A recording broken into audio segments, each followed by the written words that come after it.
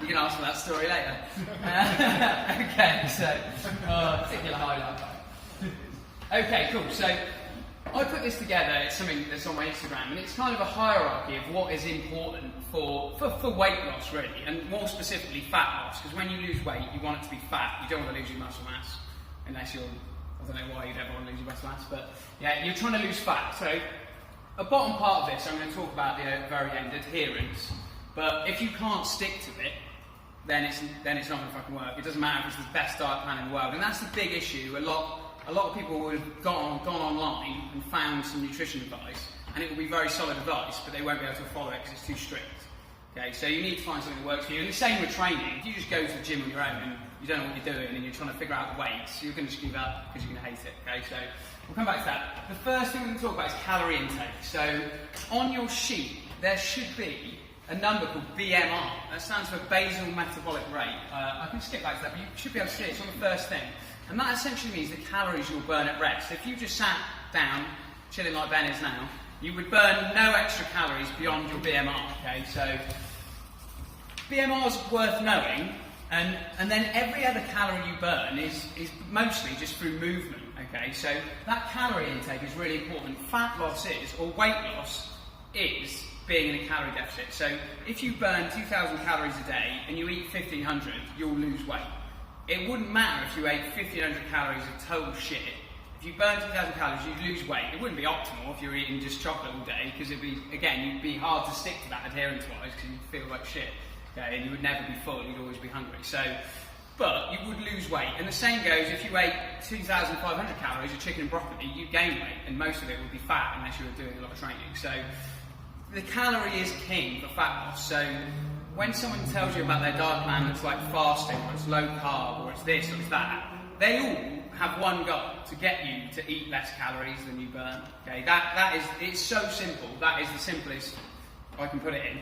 The reason people make it complicated is because people have a vested interest to make it complicated. So if Men's Health give the same message every month, no one would buy the fucking magazine again. So they have to give you all this shit that doesn't really matter. Okay, so that is the take-home message.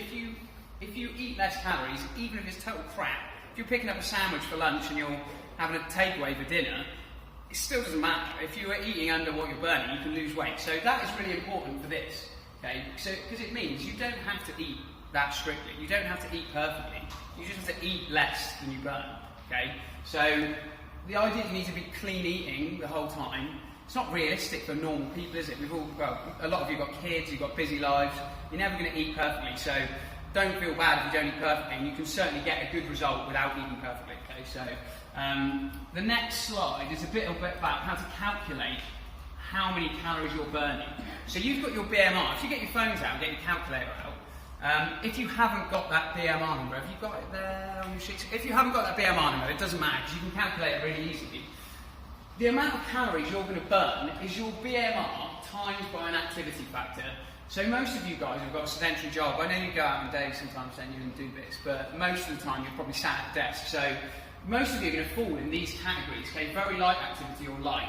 And unless you've got a job that is active, you're never going to be above 1.6. Unless you're like an endurance athlete, which none of you are. Okay, I hope not, because it's fucking boring. Okay, so most of you are going to be at tops 1.5. So if one of you is going to the gym like 4 or 5 times a week, you'll still be about 1.5 because you just don't move enough in your day-to-day life. Okay, so, and that is the biggest factor for when it comes to figuring out your calories, like how much you move. It doesn't matter how much you train. Exercise will never be the biggest burner of your week. It will just be like just standing up is burning way more calories than sitting down. So you can take your BMR, I mean you can do it right now if you wanted to, take your BMR and times it by a number that is appropriate to you, and you'll get the approximate amount of calories you're burning on average per day. So I'll send you this spreadsheet so you can do this easily. So, I mean, mine might be up here, like a 1.8, I'm on my feet all day. So if my BMR, say my BL was 1,000, I'd times it, double it, and I'd have 2,000 calorie output, okay? So to figure out how many calories you need to eat to lose weight, all you need to do is adjust it depending on your goal. If you're in a situation like Ben, you said you wouldn't mind getting stronger and getting a bit bigger, I would add 500 calories to that, okay? Because the optimum state to gain muscle mass is a calorie surplus. If you want to lose weight, I would drop 500 calories. If you want to lose weight really quickly, then you might drop it by like 700. Or if you know you're going to go on a sesh or weekend, and you're going to go over by probably, you're going to just sit in your arse and get pissed, you can still achieve your goals in that sense, but you would have to drop your calories lower in the week, okay, to account for the fact that you're going to go over on the weekend. It's not a bad idea anyway, because nearly everyone goes over on the weekend. So a 500 calorie deficit is what I would recommend. If you've had a really bad weekend, you might drop that more, okay? So having a bad day or having a bad weekend doesn't mean you can't reach your goals. It just means you have to reduce your calorie intake at other times. You have to account for it, okay? So really simple to figure that out. And at the end, I'm going to talk about an app called MyFitnessPal, which, if you've never tried it, it is a ball ache, but if you just do it for 10 days, you learn a lot about what you're eating and how much you can eat for weight loss. It's not a permanent measure.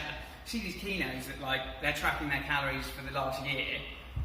That's fucking mental, and so boring and a bit pointless. Just use it as a tool to learn about how much you're eating, and you can put in a meal or you can put in a food and go, shit, that is probably not an appropriate food. Yeah, okay, so you can learn a lot from using it. Let me go back quickly. Oh no. Okay, cool. So I'm going to talk about NEAT, which is a fancy way of saying just moving. So I talked about it briefly before. This is really important for you guys. If you want to lose weight, you don't necessarily have to exercise, you have to get in a calorie deficit, okay? So if your goal is to lose as much weight as possible, the biggest impact on your weekly calorie burn will be just these things.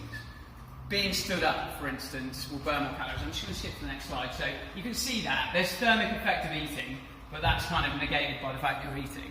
Anyway, so you burn calories for eating. And NEAT, this one here, unless you're an endurance athlete, this one here, exercise, is never going to be that significant on your week. And most people are only going to train 2 or 3 times a week, so it's only going to be on those days that they burn calories. So, yeah, don't think of exercise as an amazing tool for getting in a calorie deficit. Better to do it through controlling your nutrition. I mean, obviously it helps. The best thing you could possibly do for yourself is just get a cheap step counter off Amazon.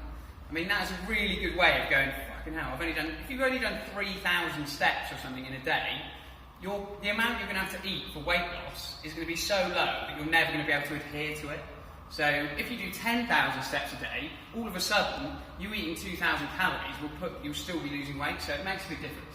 Okay, so I'll just skip to this next one to put that into perspective. So, a bit of a shit looking slide, but so resting, I'll just put sitting motionless. So everyone now, this is for a man, right? It will be lower for a woman, but relatively the numbers will be the same. So 80 calories per hour if you're just sitting down doing nothing. Yeah. If you're just fidgeting, I mean, I fidget a lot. You're 40 more calories an hour. If you extrapolate that over an 8-hour day, that's a lot. Yeah. That's like a meal. Yeah. So, and standing while fidgeting, standing motionless. Who stands motionless? I mean, it's rigor mortis or something. Yeah. Yeah. No one stands motionless. So pretty much everyone standing would be in this category here. 150 calories an hour. I mean, I'm not a mathematician, but that's almost double. Nearly, anyway. Yeah, it's almost double. So even being stood up makes an enormous difference. So if this guy did 8-hour day at work, I mean, this guy would burn, he could eat a whole nother meal and still be in a better position than the guy that sat down all day. So I mean, you add in walking. Walking at 3 miles per hour, by the way, is not that quick. So I don't know who's walking at 1 mile per hour, it's in a frame job. So this here would be about a normal walking speed. So if you're moving, you're obviously burning a lot more, okay? So I would really recommend that. If you want to lose fat, that would be one of my #1 tips. Get a step counter and see how much you're doing. You don't have to do 10,000, that's the government guideline. But if you stick it on and just do a normal day and you only doing 3,000, try and up it to 6. You don't have to do 10. Be realistic, yeah? Because it does make a massive difference. It just means that you can eat more and still lose weight. And if you're having to drop your calories really low, it's just so hard to stick to that because you're just so hungry and just hating life on no food. So yeah, not the way to do it. So I would really recommend that. If you want to lose a lot of weight, that is one of the best ways.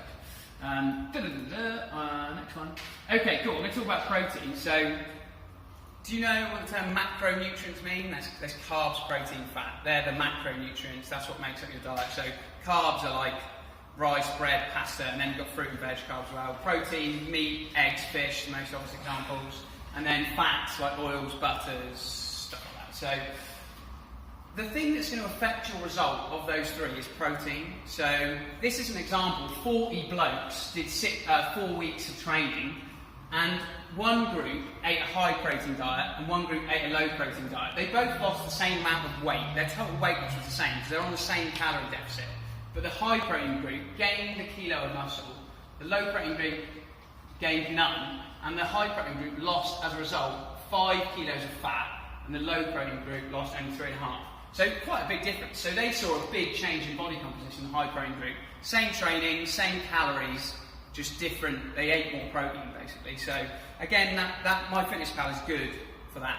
To calculate your protein target, all it is as a minimum, I'd say 1.5 grams times your body weight. So if you weigh 100 kilos, 150 grams of protein would be pretty decent. If you're training a lot, then 2 grams is a good target. This will be in the email, so you don't have to worry too much about writing it down. I think it might even be in there. Okay, so it will make a difference, and it's good for your adherence as well, because protein, by and large, if you're building your meals around protein, it means you're like actually making your own food.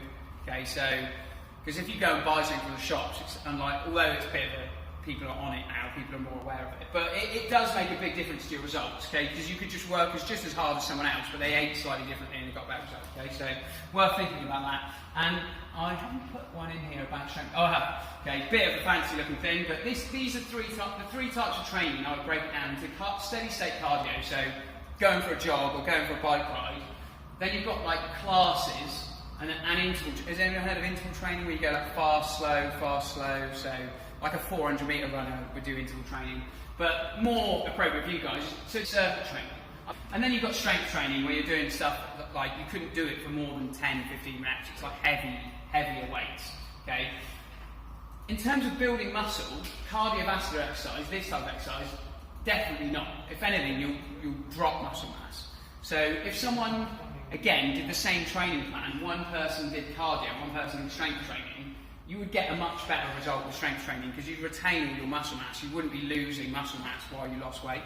Okay, so it's very possible to lose weight, and your body doesn't necessarily want to drop all of its fat, because back in the day, when we were like hunter-gatherers, our fat stores were important, right? So it would sacrifice muscle mass. But if you strength train, you either gain or retain muscle mass. In terms of aerobic fitness, obviously strength training not great. This will bring up your aerobic fitness. Anaerobic fitness is not really relevant to you guys unless you're going to play sport. Yeah, anaerobic fitness is like sprinting fitness, so you're good at sprinting where you can't supply oxygen enough quickly. It's not really relevant to you guys, but you'll get that from interval training.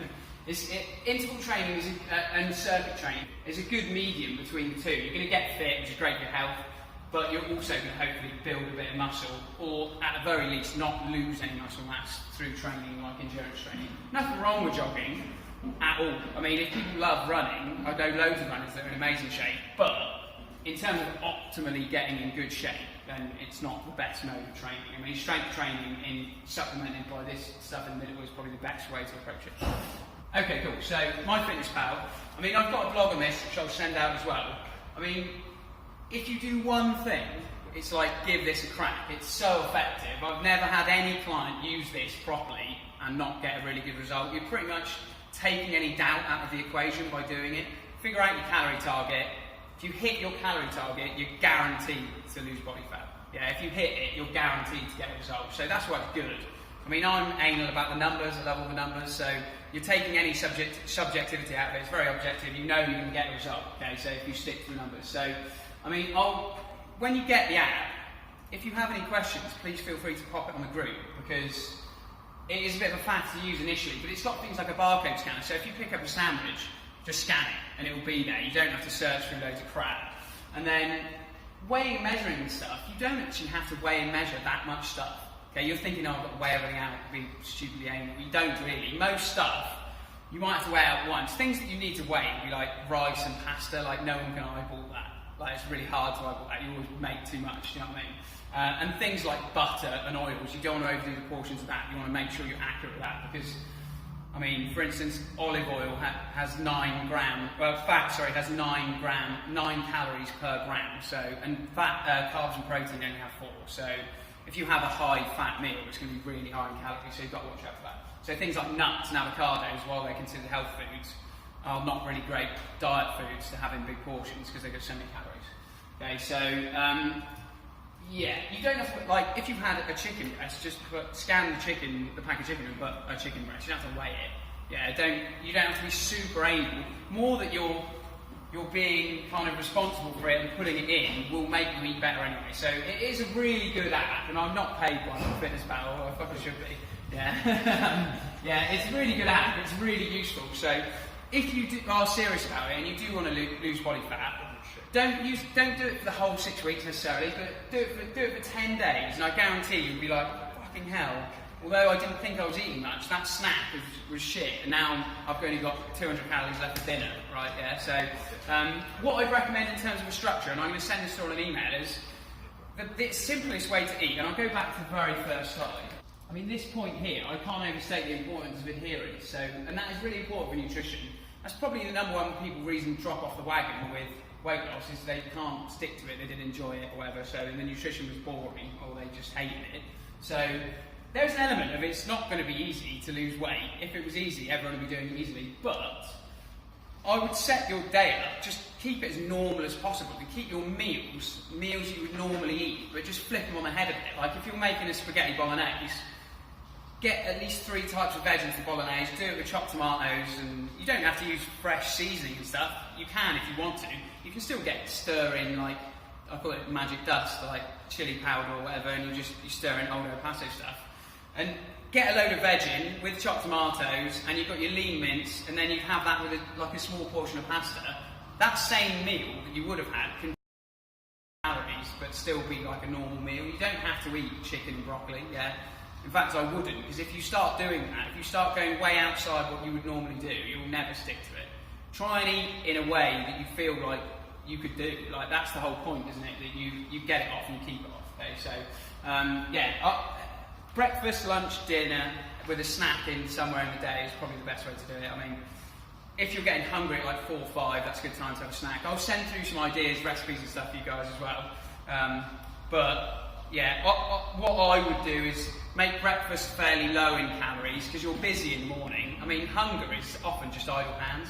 You're not going to get to work and be absolutely starving by 10 unless you've had nothing, you've had a really shit breakfast. So usually you're so busy you're not going to be that hungry. So I would have a snack maybe like 4 or 5 o'clock and then get home and have dinner. Okay, so it is up to you. I mean, you don't have to have breakfast at all. If you're one of them people not hungry in the morning, just have a coffee and crack on and have like a piece of fruit like mid-morning and then have lunch. So you don't have to have breakfast. But yeah, you don't need 6 meals a day or any of this bullshit. Or worrying that you had carbs after 7. So everything else at the top there, these are the magazine sellers. And they're like Daily Mail headlines. Do you know what I mean? Like, you've got to eat 6 meals a day, or if you eat carbs after 7 PM, you're going to be a fat bastard. It's not going to make a blind bit difference. Like, it only matters that you're in a calorie deficit. Like, no type of food or no one exercise causes you to lose fat. It's purely calorie deficit. Yeah, so that's why strength training isn't fat burning. Like, cardio isn't fat burning. They all burn energy, but it doesn't matter if you ate over what you burn. Okay, cool. So that's pretty much it. Okay, beautiful. Thanks, guys. Peace. Right. Cool. Yeah.